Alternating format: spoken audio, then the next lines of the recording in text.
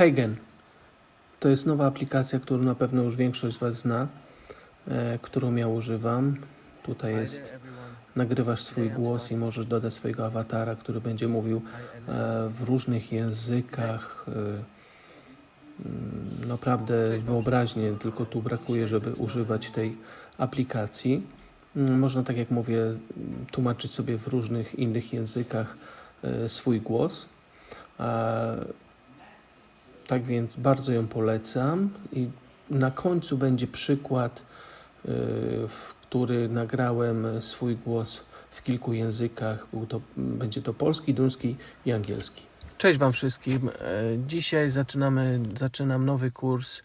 Będę go prowadził pod względem narzędzi AI, jakich często używam w moich programach, w moich filmikach na TikToku i innych mediach. Hej alle sammen. I dag starter jeg et nyt kursus.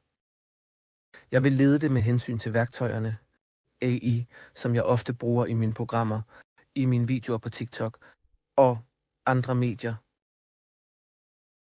Hi there everyone. Today I'm starting a new course. I want to focus on the AI tools that I often use in my programs, such as in my TikTok videos and other media, like in the media and applications, for example, and other platforms.